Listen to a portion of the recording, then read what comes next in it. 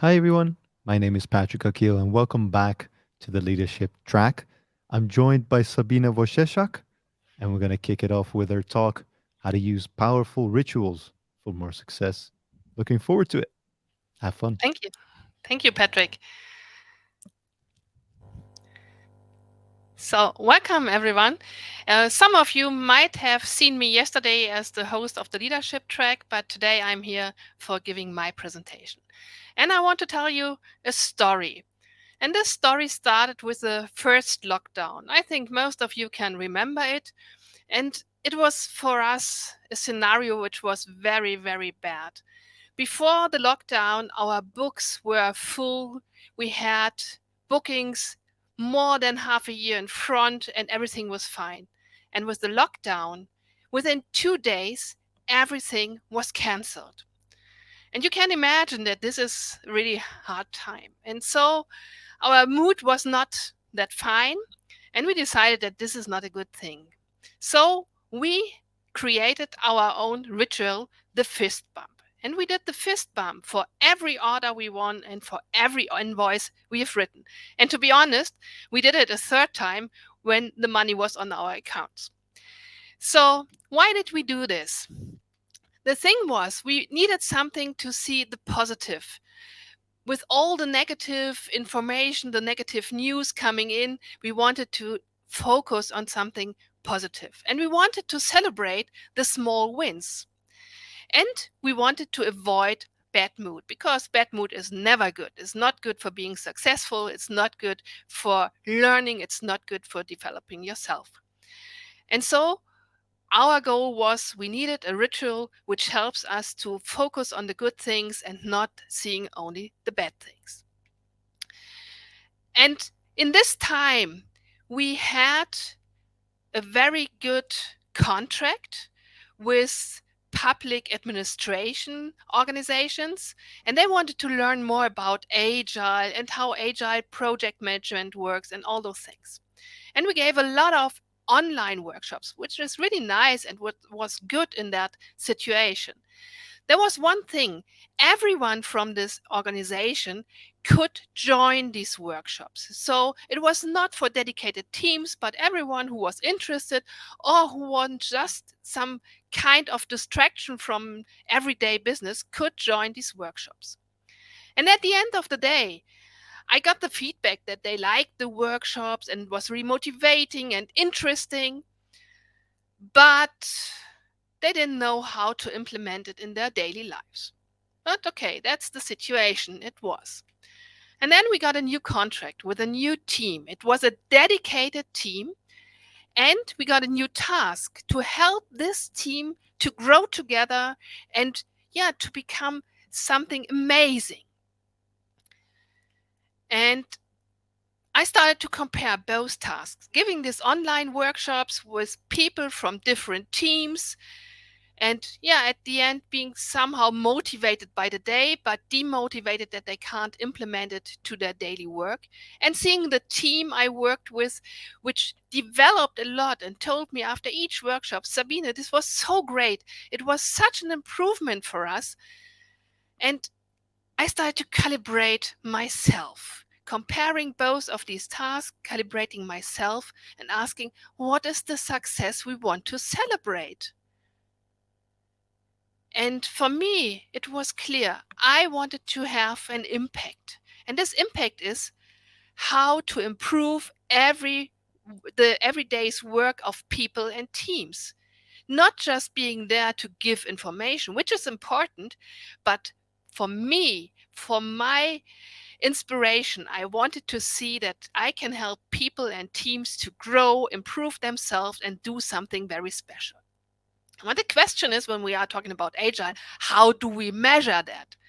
And for me, the best measurement is having feedback from our teams we are working with and seeing them happy and sending them emails to me where I say, hey, thank you very much. We did such a good progress.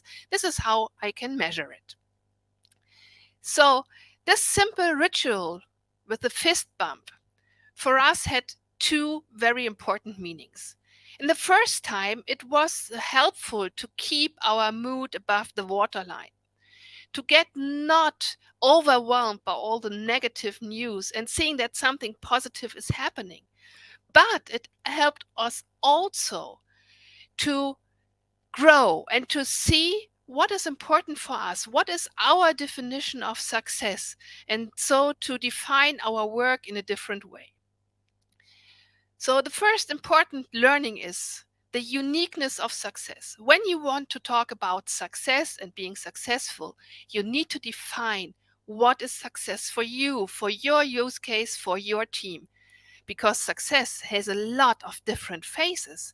And it's depending on the view, on our personal view on the topic, on this project, and on the definition of success. So, if you want to be successful in a team, define your success as a team. So, I'm always talking about we. Who are we? We is Get Next IT, and this is my husband and partner in crime, Mike, and I. And we are based in Kiel, and our office is in a co working space. So maybe if you see people passing by, this is because I'm here actually in the co working space. And we help companies, teams, and individuals to grow as a team, as a leader, and yeah, to create a culture where people are in the middle of everything. Because for us, in our strong belief, people are the most important success factor and we need to take care about them. Okay, so my weird statement is, if this fist bump would have been a routine, it wouldn't have such an impact on us. So, yeah, I hear you. We are already in Agile. We have so many ceremonies in Agile. When should we take the time to do more rituals? And to be honest, I don't like the word ceremonies, but I think everyone knows what's meant by ceremonies. But stay calm, relax, and I will show you that you don't need to do so much more, but maybe in a different way. So, to give some clarification about the difference between routine and ritual, we will start with the routine. Routines are good, and we need routines in some ways, because some way routines have the positive effect that no thinking is required. You can just do it because you are so familiar with it, you don't need to think about it. And that makes it much faster. You don't have to look for new solutions always. And the negative side of routine is you don't have to think about it. Thinking is not required. On the one hand, this is a positive thing. On the other hand, thinking is not required is a negative thing. That's weird. So when we act in routine, we are in somehow in autopilot mode. And autopilot mode always means we are not questioning or not reflecting what we are doing. We are just doing. And in this case, when we are in autopilot mode, most of the time we will not realize if things are going in the wrong direction. And if we are not realizing that things are going in the wrong direction, we can't change anything. So, this is the negative thing about routine. And there is another thing, routine can be the source for failure. There's a really good book by James Reason, A Life in Error. And he describes two of his morning routines. Routine number one is that he is preparing himself a tea. He takes out a cup out of the cupboard. He puts a tea bag in, he boils the water, and as soon as the water is hot enough, he pours the water into the teacup. Done. Very simple, nothing you need to think about. Maybe only which kind of tea you want to have. The second routine in the morning is feeding the cat. Taking out a bowl where you can put the food in, taking out the food off the fridge and putting it into the bowl and feeding the cat. Second routine, not a problem. But then he describes a situation where both of these routines were mixed up. He was at the morning in the kitchen and he was starting to boil the water. And then his cat came and his cat walked around his feet and with my meow, meow, meow. And this meow was the trigger for the second routine. So he took out the food of the fridge. he put some food into the teapot and he pour hot water on it. Hopefully he has not drunk it. So I think it's pretty clear what the problem is with routines. And we found this problem in a lot of so-called agile teams. They do agile ceremonies as routines without thinking about this. And this can come because people who introduced agile to the team, maybe the daily stand-up, like take this for example, have left the team. And now there are only people who have seen that we have to do an agile daily stand-up each morning. But there is no idea behind it. What's the reason for it? Why are we doing it? And then those ceremonies, which are only done as a routine, will not deliver any value. The problem is we need to get out of our hamster's wheel. Most of us are so busy with daily work, and if something goes wrong, we just keep on doing it because we can't step out of our hamster's wheel. Yeah, and we are doing things which are not helpful. So now let's have a look at rituals. So maybe you think rituals are something like the lucky socks athletes sometimes have.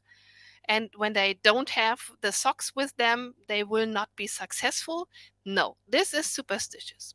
What is good about this lucky socks is maybe the thing you are doing, the routine to pack all your stuff to get to the track and field stadium so that you are prepared for what you want to do. You get into the right mood, you focus on something. And the socks are just a symbol. It doesn't matter if you wear the socks or not. They are not important for your success. But the routine before might be, because this helps you to concentrate on what you want to achieve. So a definition for ritual is actions that a person or a group does repeatedly, following a similar pattern or a script in which they have imbued symbolism and meaning. Pattern or script, symbolism, and meaning. So these are three important parts. A routine also has a pattern, but a routine has no symbolism and it has never a meaning. So this is the difference between ritual and routine. Rituals can help to establish values which are important for us. Routines can also help to develop helpful behavior. And routines can help to create a certain culture, a culture we want to establish, a culture we want to appreciate. And rituals are for individuals as well as for teams, as well as for organizations. That doesn't matter. So if you are just looking for a routine which is for yourself, it's fine, but you can also implement it for a team or an organization. So the most important thing about rituals is they are meaningful. They are done with intention, so they are intentionally, and they have a purpose. Which also means don't do it just to have a ritual. Don't do a ritual because someone told you that a ritual is a good thing. It should have a meaning for you. It should have a purpose for you. So don't do it just because someone tells you. And here's the strange thing. When we look at the Scrum Guide, for example, and it tells, okay, we have all these agile ceremonies, and so people are just doing it because it's written down in the Scrum Guide, then we are in the situation that we do not have a ritual because no one has thought about what it is for, and then it doesn't help. Good rituals are very simple so that everyone can understand it. They have a pattern we can follow each time so that we can get familiar with it and that we can find out, does it help or doesn't it help? And they are unique, which means you can read a lot about rituals. You can listen to my talk and you can say, hey, that's interesting. She's showing us some rituals, we can adapt it. Yes, but own it, make it yours, and try to adapt it to your situation, to your team, and the level of your agility or team development. Use symbols and movements to have some kind of triggers for your ritual. We will come to this later. And use rituals to repeat them. If a ritual is good, repeat it and do it again and again. And let it evolve so that it can grow with you and can have more impact than you thought. I want to tell you a story about the power of symbols. I addressed this thing before. A good ritual needs a symbol. And you see this golf ball here. A few years ago, I was on a golf course with the team, and we had a good afternoon and evening after some days of workshop. So this was just an event to have a little bit more team awareness and knowing each other and having fun together. And at the end of the day, everyone got one golf ball from me, and they should give this golf ball a meaning and saying, okay, what was the most important thing of today which you want to include into this golf ball? Everyone did this and we discussed it. And a few years, I say a few years later, I was on a Zoom call with this team. And in the background of one participant, I saw this golf ball and he has built a stand from wood. And I asked him, hey, what have you done? And he said, yes, I like this golf ball so much because it always reminds me in what a cool team I'm working. When the things get tough and I'm a little bit demotivated, I pick this golf ball and think, hey, I'm working with a cool team, so no reason to complain about it. And this is why I built this little stand so that the golf ball is always inside. And I asked the other teammates who have also taken part in this event a few years before and asked them, do you all have the golf ball? And they said, yes, we have. And from time to time, we pick it out of our drawer and look at it and say, yes, we are working in a cool environment. And for me, this was really good to see which impact such symbols and such events have. And this symbol created a ritual for them. They said, okay, whenever we are in a bad situation, we take this golf ball and show it to the camera and say, hey, don't worry, we are in a good team. Together, we can create great stuff. Another thing about rituals and symbols is they always have the chance to tell a good story. Why do we need to tell a good story? We need to tell a good story when we have new hires on the team, when we want to introduce them to our key team culture, to the way we work together, to the way we behave with each other. Rituals can help to show how this is. And then we can tell a story around it. Why have we invented this ritual? How does it help us? And how did it evolve in the past? And this is good to understand. And then a very good ritual always has the magical je ne sais quoi factor. This is the magic ingredient to this ritual where we say it works, but we don't really know why, but it works. So let's use it. To be honest, most of us are not happy with it works, but I don't know why. And so a lot of scientists did a lot of research on rituals and symbolism. And they found out that rituals and symbolism are good because they give us order and meaning. And when we think about our times today, the VUCA world, which is ever faster changing, having some kind of order and meaning is really helpful for every one of us. They also give a safe space to experiment. With this ritual, we can try out new stuff without being afraid that something will happen. And the ritual and the symbolism link the physical world with the psychological and emotional world. They bring all these parts of us together. So with a ritual, we create emotions. It has a psychological background, and the physical world around us fits in there as well. So let's have a look at 5 domains of rituals at work. So we have a lot more rituals in our daily life, but we want to focus on on the rituals at work. The first domain is transition and change. And here, rituals can help to foster learning, help with onboarding, saying goodbye to people, reorganizing the whole company, having new teams or new leaders. The second domain is creativity and innovation. So, with rituals and creativity and innovation, we can try to figure out that there's no anxiety about doing the wrong thing. And we can also try to use the full creative power within our organization or our team. The third domain of rituals at work is community.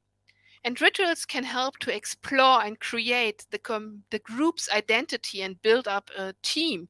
And it can help to build strong bonds and welcome new hires so that everyone feels welcome.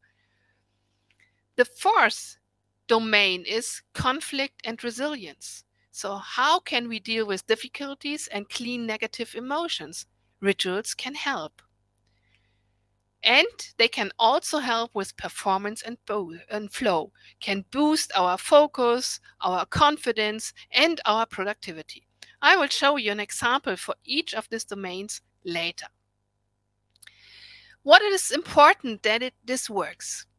You need to have one dedicated ritual for one special situation. So you see the ship bell, and as I told you, I'm here in Kiel, and ship bells are very, very uh, familiar here around, and a lot of companies have ship bells in their offices. And it's great. But don't do this. Don't ring the ship bell when you want everyone to call to a meeting and when you have done a great success. Make a decision either for the meetings or for announcing a great success, not for both. So, this is important. One ritual for one special situation. Okay, let's start with the first example for change and transition. I want to introduce you to the book club, but not the book club a lot of companies are running. This book club is a little bit different. The purpose is to motivate people to read and learn together. And this is a thing we can do on the team level. One chapter per week, and we read it together. Not everyone is reading alone. We come together for half an hour or 45 minutes and we sit together, we read together this chapter and we discuss it. What does it mean for our work? So suddenly we all are on the same page, we all have the same information, and with reading and discussing together, maybe a lot of people see that's really helpful to read a book and to bring in some ideas what could be the next read. The second example is for creativity and innovation, and this is the daily drawing. So I hope no one has so colorful fingers after this exercise. The purpose for this is to decrease anxiety in being creative so that people are motivated to be creative. It's not about being perfect. It's not about, oh, I can't draw. I'm not creative. It's just do it. We can do this on team level, on individual level, or on organization level. And it's very easy and very, very cheap. Every day, before you start your computer, you take your timer and put it exactly on 1 minute. And then you scribble anything you like, anything which comes to your mind. It's not about being perfect, it's just about trying it, doing it. I have in my workshops often people who say, oh, I can't draw. I'm not creative. No, I can't do this. Who can take this for me? And with such an exercise where we get familiar with just taking a pencil and drawing something down, it becomes more familiar to us to do it, and that it's not about being perfect, being the next Picasso or whoever. Another ritual is for community is the weekly checkout. A lot of you might know the weekly check-in, so where we come into the team on Monday and we discuss what's going on this week and what is the next thing we want to do. I have chosen the weekly checkout. The purpose here is to signal that people really matter. People are important to us. And we can do this on team level. We run this weekly checkout every last day of the week. In most companies, Friday. And we let the emotions of the week go. We resume what has happened. We reflect on what has happened. We reflect on what was good and what was not good. Why? Because now the time to recover can start. Everyone can enjoy the weekend. No one needs to think about all this stupid stuff which has happened. Everyone can just say, okay, this was the week. Now we have weekend.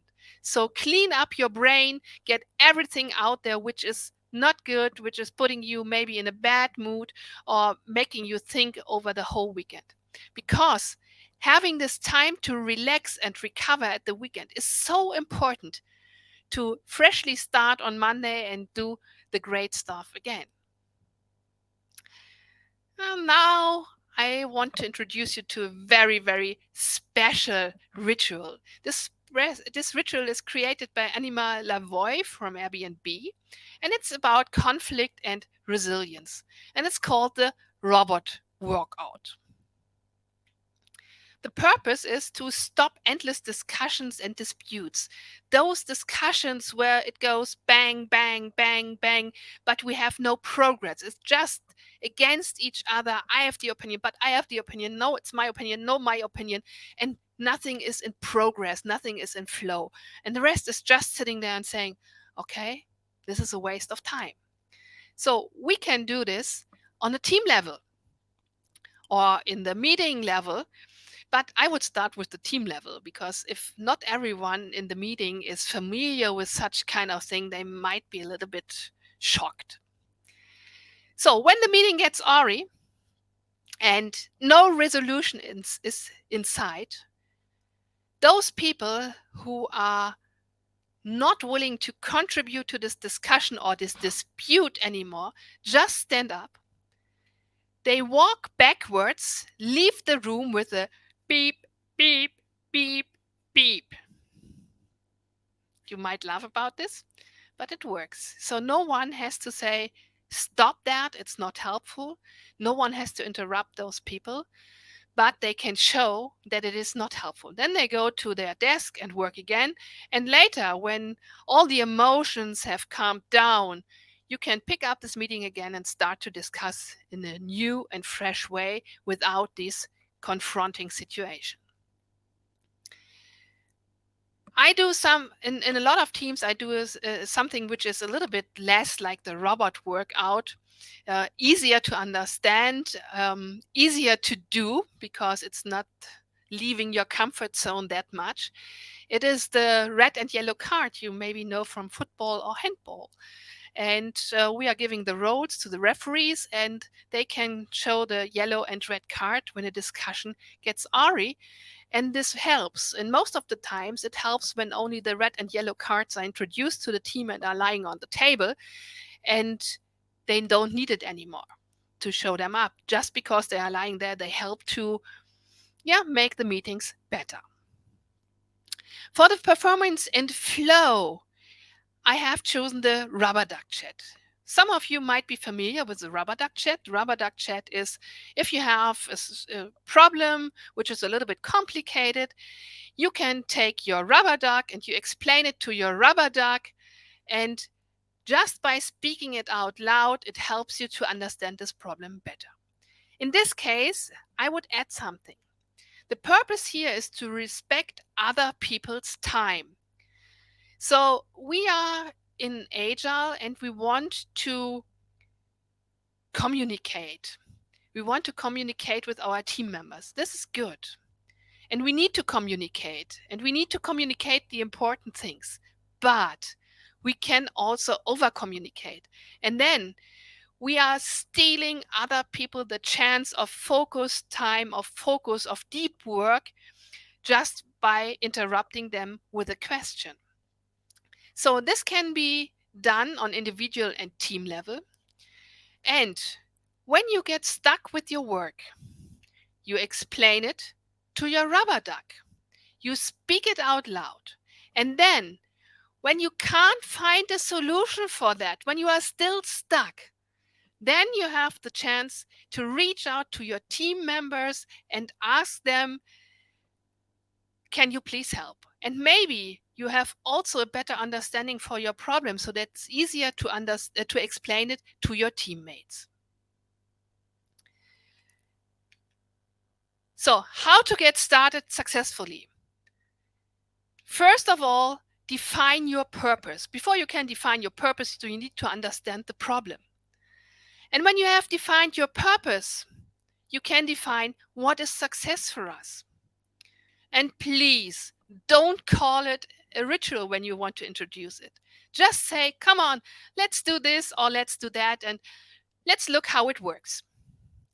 Then look for advocates, people who say, hey, this is cool, let's do this again. Keep it cheap and simple at the beginning. Maybe when it evolves, maybe you can add some money. Don't mix it with routines.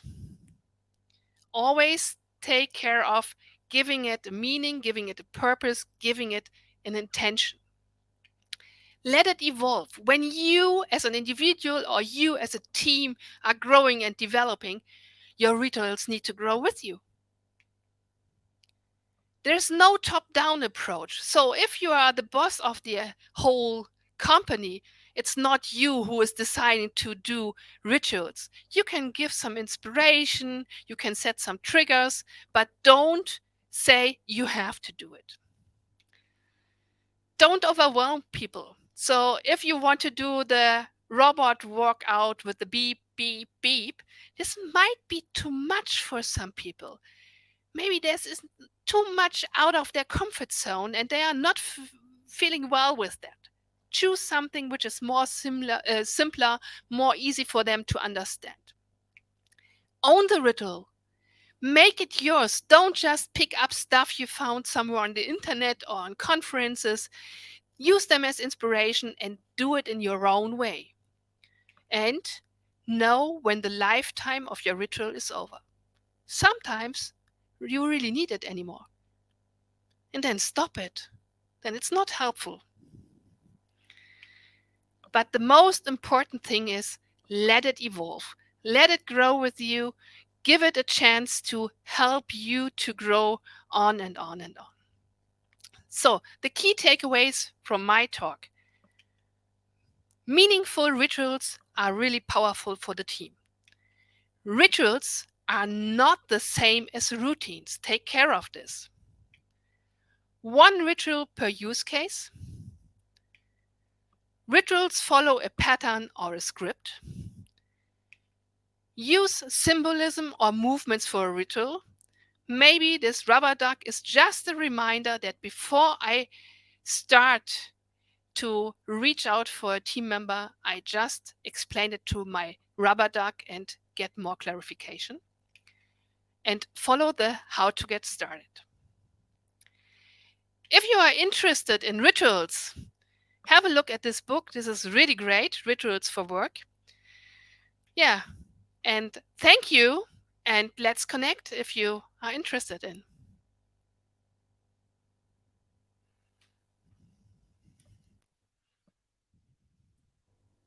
Awesome.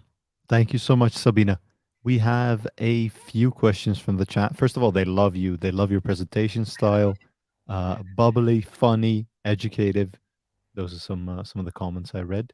But going into the questions, I think you touched on it a little bit. Not everyone in the team slash organization will be interested in rituals or even refuse to participate. How would you deal with such situations? You can't force anyone to do this. Yeah, so for me, this is why I said don't call it a ritual at the beginning. Just introduce the idea of what you want to do. And if someone does not want to participate, the advocates are important, so that you do this with the advocates and they are the good example and showing how much impact it has. So this is the thing we always have with every change we want to do. Also when we want to more aid want to do be more agile, want to do a retrospective in a different way, this is always the same thing. We can't force anyone to do it, but we can show that it works. And this is why we need some advocates who do it with us, who say, hey, come on, that's cool. And this is the benefit or the impact it has. And then maybe others will jump on the board. Because people want to like to be part of something. Mm. And if 5 of the team are doing this and only one is not doing this, this does not feel good. So in most cases, they sooner or later will decide to be part of it. Yeah, you can't This is force what them. I this is what I have experienced. Yeah, yeah, I align with that. Right, there only needs to be a few select people that are really enthusiastic, and enthusiasm creates more enthusiasm. Yes, Yeah. exactly. And if it doesn't, you can't force everyone. Yeah. Yeah. Yeah, Exactly.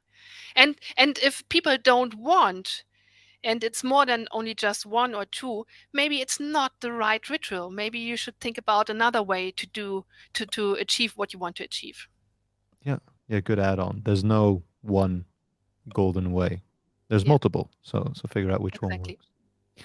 There's one question with regards to the robo walk. Wouldn't that pointing the fingers at people who end up in these endless discussions in a way shame them and give them a negative connotation?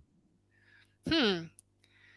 I think no matter what we do, we will have the situation. So the only thing we can do, which is not finger pointing or something like this, is just sitting there and saying nothing. But it's wasting our time. And this is why I said the robo workout should be done in a environment where we have psychological safety, where we have a lot of trust. But sometimes the emotions are so high, so hot, that it doesn't matter if I say, hey, come on, stop this discussion, it does not help. People will go on because no, no, no, no.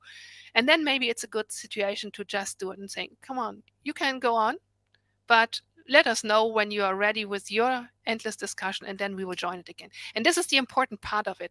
This does not mean that we will not discuss it in the future. It just means at the moment we have a point where it's not useful, where we are just turning around the same point and we have no new arguments, we have no thing which helps us to make a decision. So please stop it at the moment, calm down, cool down, and later we can go on with this. And by just leaving the room, I'm not pointing at one of these participants in this discussion. I'm just saying, okay, this is not my discussion anymore. Yeah, exactly. But Getting the emotions out there. in the wrong culture, yes, then it might be. Yeah, use with caution, I guess. Yes. There's another question with regards to the rubber duck scenario. Mhm. In If you're in a working environment, usually you have colleagues next to you or even a group of people around you. If you start talking to yourself, people will turn around and listen. What would you advise in that scenario?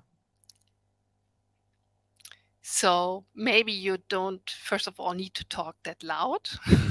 So when I'm talking to myself, it can be a little bit quiet. Or I just go with my rubber duck into another room. So just stand up from my desk, which is also helpful. And the good ritual when I'm stuck, that I get just stand up and walk a little bit around and something like this. And I take my rubber duck with me and I explain it to my rubber duck somewhere in a telephone box or in a meeting room, which is uh, not occupied at the moment, and I do it there. Yeah, I like that. People are really interested in this robo walkout. When nowadays 95% of the work we do can also be remote. Is Mhm. there a remote version that you've seen or that you would advise? Um, yeah, I think the yellow and red cards can help for Mm. the remote version. So because you can just show them, maybe you can create your own cards where you just put the symbol for the robot on it and you hold it up and you just say beep. beep, beep, something like this, which is a symbol for that. Yeah. So a lot of creativity can be helpful for this. Yeah. Yeah. I think But you. I think the yellow and red cards would be a good point to start with. I But think you. they only work if we have agreed on the rules for that. What are our rules for these yellow and red cards? Nice. I think you answered the second one as well because people are asking what would be a good alternative, but I guess that one is then a good alternative as well. Yes. Yep. Yeah. Then Exactly. a question from my end: have you ever introduced a ritual and it's gotten to a point where you were like, okay, this is the wrong ritual for this group of people or for this team, and then pivoted and found Yes, success with that? yes, we have done this. So because we have underestimated the impact of the culture the Mm. team has been in, so it was too advanced, too advanced, and requires too much openness and trust. And this is where we then just say, okay, we need to adapt it to your situation and go ahead with that. Yeah, no, that makes sense. Another question from the chat, more of a personal one. Which of the rituals is your favorite one? Oh, for me, it's the rubber duck chat Mm. because it's so important. I've seen so many teams. Um, so no, I'm a fan of communication. Let me put it this way. And I know that it's so important to communicate with our team members. But the other side is that it's the easiest way when I have a problem, just turn around or go somewhere into the chat and ask those questions instead of trying to solve it for myself. And we all are in the situation that we are so busy that we have so much stuff to do. And every interruption is, yeah, not helpful. And it's bringing me, the other person, in a situation that they get stuck with their work. So it's just pushing my problem away to someone else. Yeah, And this is why I personally like the idea of the rubber duck chat. Before I go to someone else with my problem, I just try to explain it to myself, speaking it out loud out. This is so important. And I think in 60 or 70%, you will have an idea and say, oh yeah, this is the one. The thing is, beforehand, we have just processed it in our brain. But speaking it out loud is more helpful than just processing it. And when we can, these 60 or 70% of interruption take away from our teams, this will help all others to stay focused and being in deep work. And yeah, even with the rest of the 30% or 40%, whatever, I have, I'm in the situation that I can explain my problem in a better way. And then it's easier for the rest to understand and give me advice. yeah, yeah. I love that. The act of externalizing your thoughts. It doesn't have Yeah, to be another person at the end there, but yeah, it helps. It helps you because yeah, I mean your thoughts are just a mangled mess up there sometimes. And the act of externalizing it structures it, which yeah. can help you then in turn as well. Exactly. And this can also be your dog, your cat, whoever. But just speaking it out loud, and the rubber duck is just a symbol for this ritual. So I have always Love a that. rubber duck on my desk. So yeah. That's awesome. I love the rubber duck. Yeah. We got about a couple of minutes left, and the chat doesn't have any questions. One from my side, then. First of all, I loved your presentation, but the way Thank you. you structure and the way you communicate is very strong. That's my opinion. How have you gotten it to this point where it just flows out like it did? Is it lots of practice? Yes, Lots I of think so. practice. I think so. Simple as that. Yeah, so lots of practice, lots of feedback. Um, I've always loved to do presentations, even in school times. Yeah, And yeah, I'm happy that this is now part of my job. So I really enjoy to be at conferences. that's awesome. That's awesome. Let's round it off here then. Sabina, Wojcieszak, everyone. Hopefully the QR code still works, even though it's small on the screen. I'll put us here. Maybe that'll help. But you can reach out to her on LinkedIn, or do you have a Twitter as well? Twitter, Twitter, LinkedIn. Instagram, you will find me nearly everywhere. Exactly. You'll find it. If you have any questions left, feel free to hit it up. And that is going to be it for the leadership track. In 5 minutes, That's going to be the final keynote over on the automation track. So if, like me, you still want a little bit more, I'll see you on the other side. Otherwise, thank you for listening. My name has been Patrick Akil, and it's been an honor. I'll see you next time. Bye bye. Bye bye.